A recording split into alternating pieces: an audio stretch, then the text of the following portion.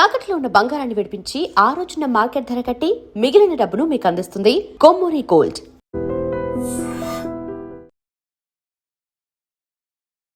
నమస్కారం, మీరు చూస్తుంది ఐ డ్రీమ్. నేను మీ కీర్తి. ఇవాళ నాతో పాటు ఉన్నారు జ్యోతిష రత్న జ్యోతిష చక్రవైభవ డాక్టర్ రాళ్లపల్లి రవికుమార్ గారు. నమస్తే గురుగారు. నమస్కారం. సో ద్వాదశ రాశిలో భాగంగా మేషరాశి వారికి ఎలా ఉందో తెలుసుకుందామండి. తప్పకుండా. మేషరాశి అనగానే మనకి ముఖ్యంగా అశ్విని 1, 2, 3, 4 పాదాలు, భరణి 1, 2, 3, 4 పాదాలు, కృత్తిక 1వ పాదం, ఈ నక్షత్రాల సమూహంతో మనకి మేషరాశిలోకి వస్తుంది. సాధారణంగా మేషరాశికి మెయిన్గా ప్రాబ్లం ఏంటంటే ప్రస్తుతం గురువు మనకి జూన్ 2వ తారీఖు నుంచి ఎలాగో మారుతున్నాడు. గురువు ఉచ్చ స్థానంలో కూడా వస్తున్నాడు. ఇంకోటి ఏంటంటే ప్రతి వాళ్ళకి ఒక యోగకారకుడు, అదృష్టకారకుడు, లక్ ఫేవర్ చేసే గ్రహం అని ఉంటుంది. యోగకారకుడు అన్నా, లక్ ఫేవర్ చేసే గ్రహం అన్నా, అదృష్టకారకుడు అన్నా, ఈ మూడు ఒకటే అండి. సో అదృష్టం అనేది మనకి బాగుంది అనుకోండి, మనం 50% కష్టపడినా అదృష్టం అనేది దాంతో వెళ్ళిపోవచ్చు. అలాగే దైవబలం బాగున్నా కూడా మనం 50%తో మిగతాది వెళ్ళిపోవచ్చు అన్నమాట. సో ఈ మేషరాశికి అదృష్టం ఏంటంటే మేషరాశికి కానీ మేషలగ్నం కానీ అదృష్టకారకుడు కానీ, లక్ ఫేవర్ చేసే గ్రహం కానీ, లేదంటే యోగకారకుడు కానీ, మూడు కూడా గురువే అయ్యాడు. అలాంటి గురువు మళ్ళీ దైవబలానికి కానీ దైవానుగ్రహానికి కానీ ఏ జాతకంలో చూసినా కూడా గురువు అనే చెప్పాలి. సో అలాంటి గురువు వచ్చేసి మనకి ఉచ్చ స్థానంలో, చతుర్థ స్థానంలో చాలా బాగున్నాడు. సో ఇప్పుడు ఏంటంటే వీళ్ళకి సాధారణంగా అంటే ఈ సంవత్సరం మొత్తం అంటే నెక్స్ట్ జూన్ దాకా కూడా వీళ్ళకి అదృష్టం పరిపూర్ణంగా ఉంటుంది, దైవబలం పరిపూర్ణంగా ఉంటుంది, అదృష్టం పరిపూర్ణంగా ఉంటుంది, లక్ కూడా 100% ఉంటుంది అన్నమాట. సో మనం చేయాల్సింది ఏంటి, ఇంకా హార్డ్ వర్క్, స్మార్ట్ వర్క్ చేస్తే సరిపోద్ది. ఈ దైవబలం లేకే, దైవానుగ్రహం లేకే చాలామంది పైకి వెళ్తుంటారు, కింద పడిపోతుంటారు. ఈ అదృష్టం అనే పాయింట్ లేకే చాలామంది 50%, 70%, 90% దాకా రీచ్ అవుతారు, కానీ పడిపోతుంటారు. ఎందుకు అదృష్టం ఇంపార్టెంట్ అంటే ఫర్ ఎగ్జాంపుల్ మనం నీట్ ఎగ్జామ్ రాసాం. ఆ నీట్ ఎగ్జామ్లో మంచి మార్కులు రావాలి. సో ఈ ఏడాదికి గురుబలం బాగుందనుకోండి, ఈ ఏడాది ఇంకొంచెం ఎక్కువగా వస్తాయి అన్నమాట. గురుబలం లేదనుకోండి, అంత టాలెంటెడ్ వాడైనా సరే కొంచెం తక్కువగా వస్తాయి. సో ఒక్క 10 మార్కులు, 5 మార్కులు, 2 మార్కుల తేడాలో కూడా చాలా ర్యాంకులు మీరు కిందకి వెళ్ళిపోతారు. అంటే మనకి మంచి కాలేజ్లో సీట్ రావచ్చు, కానీ బెస్ట్ కాలేజ్లో రావడం వేరు. సో అందు గురించి అంటే అంత అదృష్టమైన దైవబలం అంత ఇంపార్టెంట్. సో మేషరాశికి అదృష్టం ఏంటంటే ఈ మెయిన్గా ఈ గురుబలం బాగుండడం వల్ల ఈ సంవత్సర కాలం అంతా బాగుంటుంది. సో మెయిన్గా ఈ జూన్ 2వ తారీఖు నుంచే గురువు ఉచ్చ స్థానంలో కర్కాటక రాశిలోకి వస్తున్నాడు. సో ఎవరికైనా బాగుంటుంది, విద్యార్థులకి, రాజకీయ నాయకులకి, క్రీడాకారులకి, అందరికి కూడా, ఈ యూట్యూబ్ రంగం, మీడియా రంగం, పత్రికా రంగం, సినిమా రంగం, విద్యారంగం, అంటే మెయిన్ విద్య బోధించే వాళ్ళు కానీ, టీచర్లు కానీ, వాళ్ళందరూ కూడా. ఎందుకంటే గురువు ఏంటంటే విద్యాకారకుడు అండి, జ్ఞానకారకుడు కూడా అన్నమాట. సో ఈ పౌరోహిత్యం చేసేవాళ్ళు కానీ, వేద పండితులు కానీ, మాలాంటి జ్యోతిష్కులు కానీ, లేకపోతే ముహూర్తం పెట్టేవాళ్ళు కానీ, అలాగే టీచర్లు కానీ, లెక్చరర్లు కానీ, ప్రొఫెసర్లు కానీ, ఎవరు ఏం బోధిస్తున్నా కూడా వాళ్ళకి అత్యద్భుతంగా ఉంటుంది. ఓకే. సో ఆల్రౌండ్గా మేషరాశి వారికి అయితే అన్ని విధాలుగా, అన్ని సర్కిల్లో, అన్ని జానర్లో బాగుంటుంది. వీళ్ళు స్పెషల్ కేర్ తీసుకోవాల్సిన జానర్స్ ఏమైనా ఉన్నాయా, అవి కూడా ఒకసారి గుర్తు చేద్దాం. తప్పకుండా. అంటే పరిహారం గురించి అడుగుతారు. పరిహారానికి ముందు అసలు వీళ్ళు తీసుకోవాల్సిన, అంటే అన్ని బాగున్నాయి మీరు అన్నట్టుగా, ఇప్పుడు మనం బుద్ధి కూడా పెట్టాలి కదా. అదృష్టం బాగుందంటే నేను ఏం చేయను, ఇంకా అదే వచ్చేస్తుంది అనుకోవడానికి లేదు. సో స్పెసిఫిక్ గా ఇక్కడ స్పెసిఫిక్ గా వీళ్ళకి ఏంటంటే మెయిన్ ఏలినాటి శని ఎఫెక్ట్ కూడా ఉంది. ఇన్నాళ్ళు లాస్ట్ ఇయర్ నుంచి మనకి ఏలినాటి శని స్టార్ట్ అయింది మేషరాశి వారు.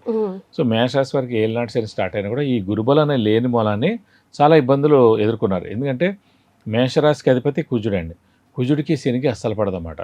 సో అందు గురించి అంటే పైగా మేషరాశిలోనే శని నీచలో కూడా ఉంటాడు. సో మిగతా మొత్తం 12 రాశుల్లో ఉంటే అన్ని రాశుల్లో ఎక్కడున్నా కూడా నీచ కాదు, ఒక్క మేషరాశిలో మటుకు శని నీచలో ఉంటాడు. కాబట్టి ఎఫెక్ట్ చాలా ఎక్కువగా ఉంటుంది మేషరాశి వారికి. కాబట్టి అంటే వీళ్ళు వ్యయ స్థానంలో ఉంది. మెయిన్గా శని అనేవాడు వ్యయ స్థానంలో ఉన్నాడు కాబట్టి ఖర్చు చేయిస్తూ ఉంటాడు, నిద్ర తక్కువగా పడుతూ ఉంటుంది, చిన్న చిన్న అవమానాలు పడుతూ ఉంటారు, ఇవన్నీ జరుగుతుంటాయి. కానీ దేవుడి వల్ల ఈ గురువు బలం అనేది కూడా మనకు పెరిగి గురువు ఉచ్చ స్థానంలోకి వచ్చి అదృష్టకారకుడు బాగుండడం వలని, దైవబలం కారకుడైన గురువు చాలా బాగున్నాడు కాబట్టి ఇవన్నీ మెల్లిగా పక్కకి తప్పుకోవచ్చు అన్నమాట. సో కాబట్టి మనం కొంచెం మౌనంగా ఉండడం కూడా ఉత్తమం, కొంచెం జాగ్రత్తగా ఉండడం, మౌనంగా ఉండడం. సో మెయిన్ ఏంటంటే షూరిటీస్ పెట్టకుండా ఉండడం బెస్ట్, స్పెక్యులేషన్ జోలికి వెళ్లకుండా ఉంటే బెస్ట్, మధ్యవర్తిత్వం వహించకుండా ఉంటే బెస్ట్. సో ఇలాంటివన్నీ చేస్తూ ఉండాలండి. రైట్. సో మరి ఎలాంటి రెమెడీస్ సూచిస్తారండి వీరికి? అంటే ప్రస్తుతం మనకి ఇన్నాళ్ళు గురుబలం లేదు కాబట్టి, మొన్నే ఏలినాటి శని వచ్చింది కాబట్టి ఇన్నాళ్ళు మేషరాశి వారికి ఏంటంటే మనం గురువు గురించి చెప్పుకునేవాళ్ళం. మొన్న లేటెస్ట్గా శని స్టార్ట్ అయింది కాబట్టి 7.5 ఏళ్ళు ఉంటుంది కాబట్టి అని. ఇప్పుడు గురువు బాగానే ఉన్నాడు కాబట్టి చతుర్థ స్థానంలో, ఎందుకంటే చతుర్థ స్థానం అంటే గృహస్థానం అండి. గృహస్థానం, వాహన స్థానం రెండు కూడా అనమాట. సో అలాంటి గృహస్థానం, వాహనస్థానం, మాతృస్థానం. సో మదర్కి ఏం ప్రాబ్లం లేకుండా ఉంటుంది. విద్యార్థులు విద్యాస్థానం కాబట్టి విద్యార్థులు చాలా బాగుంటుంది. గృహం ఎప్పటి నుంచో కొనాలనుకుంటున్న వాళ్ళు ఖచ్చితంగా గృహం కొంటారు. స్థలం కానీ 100%. ఎందుకంటే చతుర్థ స్థానం అనేది గృహస్థానం. అలాంటి స్థానంలో గురువు ప్రవేశించాడు. సో సంవత్సర కాలం పాటు ఉంటాడు. ఈ సంవత్సర కాలంలో ఎప్పుడైనా సరే ఖచ్చితంగా స్థలం కానీ ఇల్లు కానీ ఖచ్చితంగా కొనేందుకు అవకాశం ఉంది. ఎందుకంటే ఎప్పటి నుంచి ఏదైనా ఒక స్థలం అమ్మాలనుకుంటున్నాడు ఇల్లు, ఇప్పుడు అమ్ముతేనే ఖచ్చితంగా మంచి రేటు వస్తుంది. మీరు అనుకున్న రేట్ వచ్చి మళ్ళీ ఇంకోటి కూడా కొనేందుకు అవకాశం ఉంది. సో వీళ్ళకి పరిహారం మెయిన్ ఏంటంటే ఇంక శని అనేది తీసుకోవాలి మనం. సో ఖచ్చితంగా ప్రతి శనివారం ఉపవాసం ఉండాలి. ఎందుకంటే ఇంకా మనకు ఒక 5.5 ఏళ్ల పాటు ఉంది ఏళ్ళనాటి శని. కాబట్టి ఇక ఫిక్స్డ్గా పెట్టేసుకోవడం. ఈ 5.5 ఏళ్ళు కూడా ప్రతి శనివారం ఉపవాసం ఉండడం. అలాగే వీలైతే ఒక శనివారం రోజున రక్తదానం చేయడం. రక్తదానం చేయడంతో ఏంటంటే చాలా దోషాలు పోతాయి. మన అనారోగ్యం అలాంటిది ఏమన్నా కూడా వెళ్ళిపోతుంది అన్నమాట. అది కాకుండా వెంకటేశ్వర స్వామిని, ఆంజనేయ స్వామిని ఎక్కువగా పూజించాలి. ప్రతి బుధవారం, శనివారం వెంకటేశ్వర స్వామి టెంపుల్కి వెళ్ళి 40 ప్రదక్షిణాలు చేసి వీలైతే అభిషేకం కానీ అర్చన కానీ ఆయనకి చేస్తే మంచిది, మన పేరు గోత్రనామంతో. అలాగే మనకి మెయిన్గా శనివారం కానీ మంగళవారం కానీ ఆంజనేయ స్వామి టెంపుల్కి వెళ్ళి 40 ప్రదక్షిణాలు చేసి వడమాల సమర్పించడం కానీ, సింధూర పూజ చేయించడం కానీ, తమలపాకుల పూజలు చేయిస్తే కనుక మీకు అన్ని విధాలు మంచి చేకూరుతుంది. మొత్తం మీద మేషరాశి వారికి బాగుంది. లాస్ట్ ఇయర్తో పోలిస్తే ఈ ఏడాది చాలా బాగుందని చెప్పుకోవాలండి. చాలా సంతోషం అండి. ధన్యవాదాలు. నమస్కారం. And for more videos, Please subscribe to iDream. Please subscribe to iDream. Please subscribe iDream. And please subscribe to iDream. For more videos, subscribe to iDream. please like, share and subscribe to the channel. Congratulations, iDream. Subscribe to iDream. Subscribe to iDream. So subscribe to iDream Media. iDream ki iDream team andarki huge congratulations. Please subscribe iDream Media. Please subscribe to iDream. Subscribe iDream. Please subscribe to iDream. iDream అంటే నా కళల ఛానల్ను subscribe చేసుకున్న నోరు తిరుగుతలేదు. మీరైతే గంట గుర్తు కొట్టండి. For more such videos, please subscribe to iDream. Subscribe to iDream. Please subscribe to iDream. Please subscribe iDream Media. Please do subscribe to iDream. Please subscribe to iDream Media. For best entertainment and information, please subscribe iDream. And don't forget to subscribe to iDream.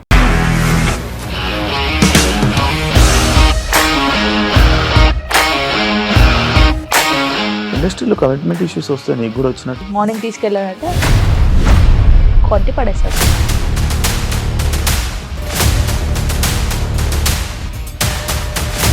ఒక్కళ్ళు కూడా చూడలేదు ఈ cinema అని చెప్పడానికి కూడా చాలా ధైర్యం కావాలి. అది నిజం కదా, దాంట్లో ధైర్యం ఏంటి? ఇది నెక్స్ట్ డే ప్లేట్ మార్చేస్తే తప్పు కదా. As of now, we are comfortable this అని నేను అనుకుంటున్నాను. రష్మిక గారిది మీది ఒకే ఊరు అంట కదా. నీకు కోపం వచ్చిందంటే బాగా తిట్టేత్తరా?